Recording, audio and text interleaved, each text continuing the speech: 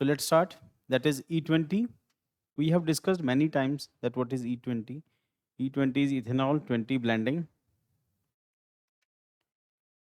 Ethanol 20 blending means 20% ethanol will be mixed with the other fuels. ठीक, Indian auto industry lobby announced that car makers will continue to honor warranties and even if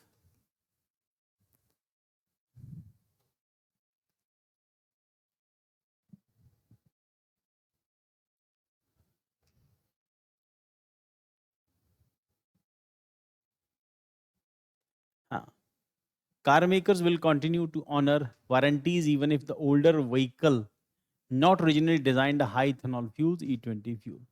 Auto industry lobby announced that car makers will continue to honor warranties even if older vehicle जो compatible नहीं थे E20 के लिए not originally designed for the higher ethanol fuels use E20 fuel.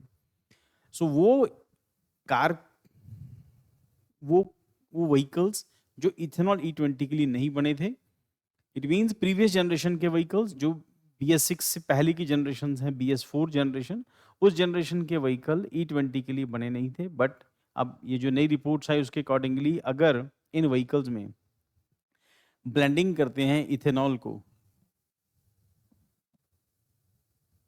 की gasoline के साथ अगर blending होती है तो उसके 2-3 फायदे 2-3 नुकसान. फायदे तो जो हैं वो तो हमें पता ही है, बट नुकसान क्या है उसके?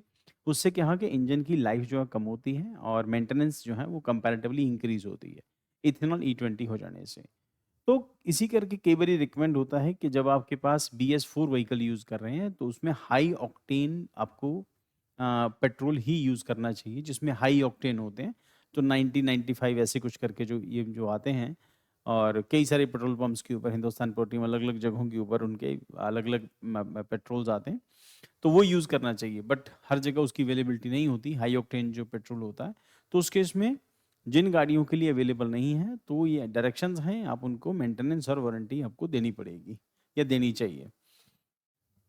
सो E20 क्या है? Definition: petrol blend containing 20% ethanol and 80% gasoline, part of the Indian ethanol blended petrol EDP program. Ethanol blending क्या है? हम सबको कई बार डिस्कस कर चुके हैं. Renewable biofuel with petrol, reduces dependency on crude oil import, enhances fuel oxygen content, cleaner combustion and lower emissions, promotes energy security and climate goals, boost farm income. Ethanol mainly derived from the sugarcane, molasses, rice, मेज and other agree sources. हम इसको कई बार discuss कर चुके हैं, इस करके इसकी डिटेल में नहीं जाएंगे.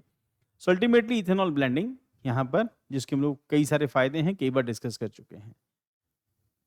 Then India ethanol blending journey 2003 से स्टार्ट होती है. तो आते आते 2021-22 के अंदर 10%, फिर 12.6%, फिर 14%, अब जुलाई तक आते आते 20%, जुलाई 25. Blending E20 5 years ahead of 2030 target हम लोगों ने डिस्कस किया था. इसको ये टारगेट हमारा जो रखा था उससे पहले हम लोगों ने अचीव कर लिया. हम लोग 20% ब्लेंडिंग अब कर रहे हैं. Chemical formula C2H20H ethanol alcohol. Properties क्या है? क्लियर, कलरलेस है, लिक्विड, बायोडिग्रेडेबल, नॉन टॉक्सिक है, प्योर फॉर्म है. Fuel ethanol contains denaturants to make it undrinkable. इसमें अब the point is it is not drinkable, पी नहीं जा सकती. और जो फ्यूल इथेनॉल जो है जैसे शराब को लेके कई सारी चीज़ें हैं but it is not drinkable at all. Then sources of ethanol first generation हम लोग क्लास में भी डिस्कस किया है, इसमें साइंस एंड टेक्नोलॉजी के सेक्शन में भी डिस्कस किया है कि इनिशियल फर्स्ट जनरेशन के अंदर शुगर केन, कॉर्न, व्हीट और बार्ले से यूज़ होता था या फिर वो रतन जो तक आता है उससे पहले हम लोगों ने डीजल में उसको मिक्स करके जो बनाया था. सेकंड जनरेशन के अंदर एग्रीकल्चर रेसिड्यू आता है, वुड, सेल्यूलोस मटेरियल जिसको हम लोग पराली कहते हैं, जला देते थे किसान, उसका यूज हुआ.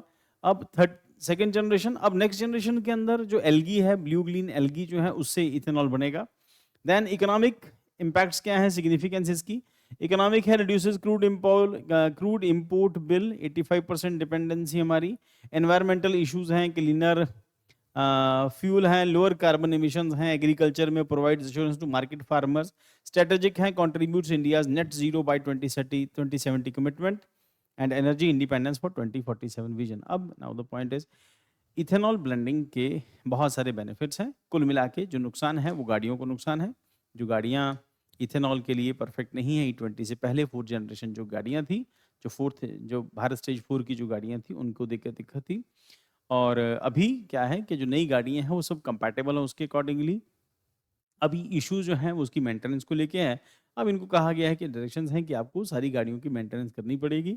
और ये जो ब्लेंडिंग का जो हम लोगों ने शुरू किया था, इसका टारगेट 2030 था, 20% ब्लेंडिंग का। हम लोगों ने इसको 5 साल पहले अचीव कर लिया। This is positive thing. अब इससे क्या होगा कि ये जो सब जो है रेसिड्यू से आता है, जितना एग्रीकल्चर रेसिड्यू है या फिर राइस है, मेज़ है, जैसे हम लोगों ने थोड़ी देर पहले भी डिस्कस किया था कि मेज़ को लेके इंडिया और अमेरिका के बीच में एग्रीमेंट है। और इंडिया उनसे कॉर्न जो है वो खरीदेगा, उससे हम लोग बना सकते हैं। और फिर हम लोगों ने सोयाबीन भी डिस्कस किया था, वहाँ से भी बना सकते हैं। अब सब लोग उनको कई बार डिस्कस कर चुके हैं। बस इसमें नया यही है कि आपको गाड़ियाँ रिपेयर करनी पड़ेंगी, बस इतना ही इसके अंदर। Then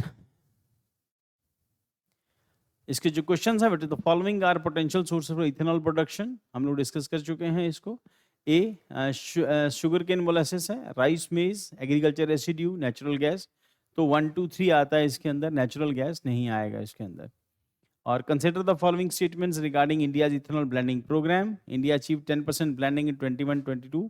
Target of 20% blending was 2030 but achieved in 25. Ethanol blending and residue oxygen content is fuel, thereby lowering emissions. Answer is का B है 1 and 2. This is not the answer. So next. Mains के लिए बेटा आप लोग point इसके देख लेना। मेंस के लिए इंपॉर्टेंट टॉपिक है। अब फिर वही पॉइंट है, जितने आप इन टॉपिक्स की प्रिपरेशन करते जाओगे, आंसर राइटिंग करते जाओगे, आपकी रिफाइनिंग होती जाएगी, प्लस आपका स्ट्रांग होता जाएगा। So these are the positive and impacts. Challenges क्या क्या होंगे आंसर राइटिंग टिप्स में? मेन में क्या है? Start with Indian heavy oil import dependence 85%, energy security, import reduction, cleaner fuel, boost to farmers. Challenges, जो स्टूडेंट आंसर राइटिंग प्रैक्टिस कर रहे हैं, जिन लोगों ने लिखना स्टार्ट कर दिया है, उन लोगों को हमेशा ही कैच रहेगा।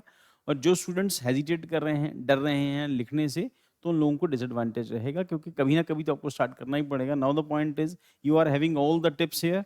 इम्पैक्ट्स क्या हैं, टिप्स, चैलेंजेस क्या हैं, आंसर राइटिंग कैसे करना है, it is more than sufficient. बाकी एफर्ट तो आपको करना ही पड़ेगा बेटा।